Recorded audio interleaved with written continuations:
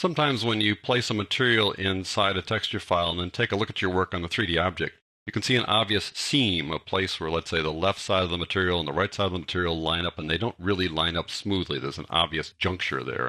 Or there might be the top and the bottom don't line up. In any event, there are a couple of ways to deal with that. If you're working with a gradient, it's fairly simple to fix that. If you're working with an image file, then sometimes it can work and sometimes it can't. I'm going to show you both methods here in this lesson. To follow along, open up Photoshop. Let's make a new document, File New. There we go. And let's make a cone. So go to the 3D panel, Mesh from Preset, Cone, Create. Now I picked a cone because it has that nice angle to it, which is kind of interesting when you look at its wireframe overlay. And also because you can make things go left to right or top to the bottom. So I'll click on that one once, twice to select the material. Let's take a look at its diffuse texture file. I'm going to put them side by side so we can see them both at the same time, the texture file and the 3D object. So go to Window, Arrange, 2-up vertical. There we go. And make sure that the texture file is active. And let's take a look at its wireframe. So go to 3D, Create Painting Overlay, Wireframe.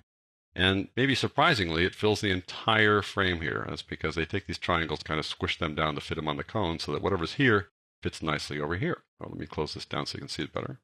So what I want to do is I want to take the gradient and put a gradient over here. Click on this. Let's pick a preset over here, like this one here, for example, and click OK. Now I'm going to go top to bottom here. I'm going to click over here a little bit offside like that and go kind of an angle on purpose like this. There we go. Now click over here and we'll see our work. Looks pretty good. Now you get the selection tool, pressing V. Let's rotate you around a little bit here and see just how good it is. And right about there, things kind of go south. The reason they go bad here is because the right side here does not line up with the left side. You can see we're blue here and then we're orange there, just like that. And that's because when I created the gradient, I did it at an angle. So the first order of business, if you're going to create a gradient where you end up having it looping like this, left to right, you want to make sure that the gradient is straight. So go back over here, take the gradient tool again. I'm going to put it at the top here like this time. Now I'm going to hold down the Shift key. The Shift key constrains the proportions. So 90 degrees, 45 degrees, like that. So I'll make sure it goes straight down this time. Let go. Now click over here. Those guys will line up very nicely. That's one way to deal with a gradient. You want to make sure you make it a straight line like that when you're going left to right like that. But what happens if we're going to make it vertical? What happens, we're going to change the way the gradient works, have it go up and down like this. Okay, let's get the gradient tool over here. I'm going to go from left to right. Click over here, and I'm going to go like that. Hold on the Shift key to make sure we're straight, and let it rip. Okay, click over here and see what happens. Wow, that is really obvious. That's because the blue clearly does not match the yellow. So the way you fix this is make sure that the ends of your gradients match, the colors match. So to do that, go up to the gradient panel up here. Let's change these ending things so they match. Right now we got blue here and yellow over here. I'll pull the yellow in a bit like that, like so, just to give it a little more room to shift to blue. Now I want to put blue at the end here. The way I do that is I click on this to select the blue color to make sure it's exactly the same color. See it show up down there. I go over here, just click. That adds a blue stop there. Simple as that. Click OK. I'm going to go back over here and hold down the Shift key as I draw my gradient across here. And also make sure that I start really on the edge here. If I go too far beyond it, then the gradient sort of starts off screen here. So I got right there. Click, hold down the Shift key, go across. Right to the edge, let go. Let's check it out here.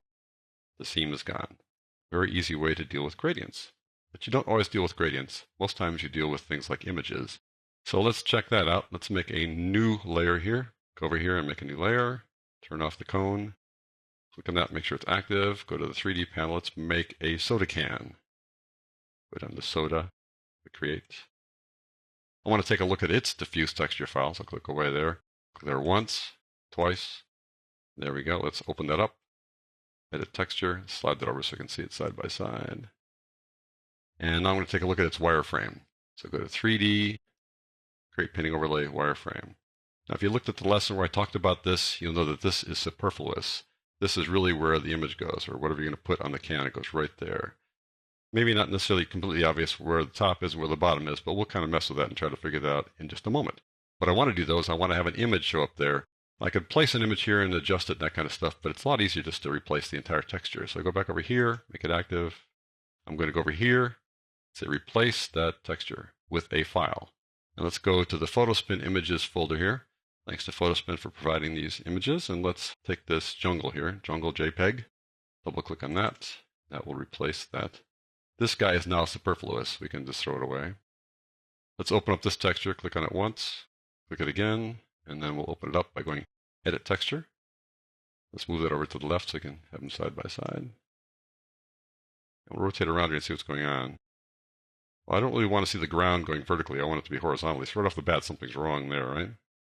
And we're not seeing much of the jungle here, only a few trees. Basically, we're seeing this area only. So let's check that out by putting the wireframe on here and see where things go. 3D overlay wireframe. Let's slide that over so you can see a little better. This is the only area that's showing up inside the can there, from there to there. So first order of business, we need to rotate the background there. So select U, and I'll double click on it to make it a regular layer. Now I want to rotate it, so I select it. Controller Command T. Now I want to rotate it. So which way to rotate it? Well, let's try counterclockwise first. So go Edit, Transform, 90 degrees counterclockwise. Let's slide it over so you can sort of see how it goes like that. Accept that. Check this out over here. And it's upside down. Not good. So let's go back over here. Click on it again. Controller Command T. And rotate that 180 degrees. Transform 180. And now that we know it's the right direction, let's line it up with the wire mesh here. I'm going to use the Shift and the Alt or Shift option and keep it kind of constrained and in position there.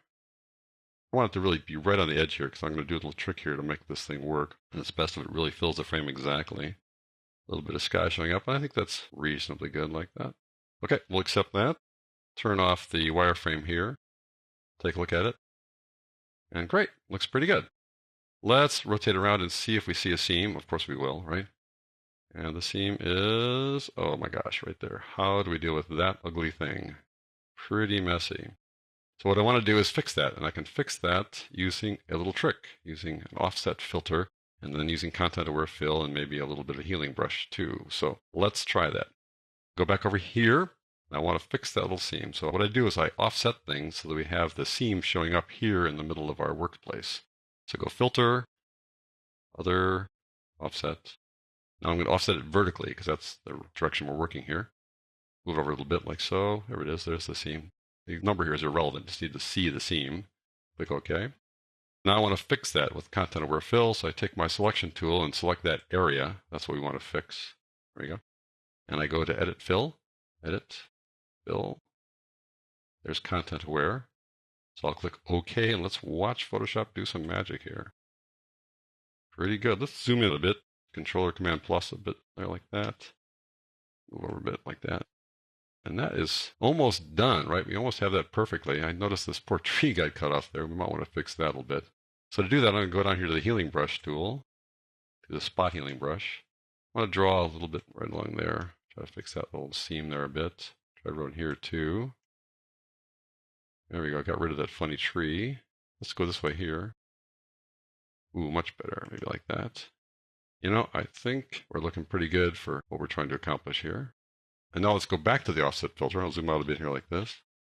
Go back to offset filter, go filter. I could take it like that, but sometimes the dialog box doesn't show up when you look at that. So I'm going to go back here, filter, other, offset. There you go. Notice how it's shifted around a little bit. Let's just take this thing back to 0. And while it doesn't look like it's rotated around properly, internally it apparently has. Look over here and take a look at this now. And the seam is gone. I mean, take a look at the tall tree there as our reference point. I'll click over here with the selection tool.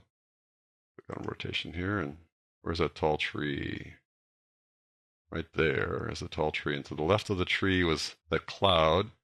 And this is the seam. Now you can sort of see it showing up there a little bit if you're really paying attention. And we could have worked more to make it go away, but how about that? That is the little trick that you can use with some photographs. Obviously, it won't work with others where they're just really obvious differences and there's no way to get the content-aware fill to help you out. But that is the way to deal with it when you have a pretty good idea that content-aware fill can help you. So there you go. Sometimes you will have problems with seams, but when you have the gradient tool selected, you can fix that by picking the exact colors at the beginning and the end. And when you have a photograph, you can use the offset and the content-aware fill and a little bit of healing brush as well to fix things up.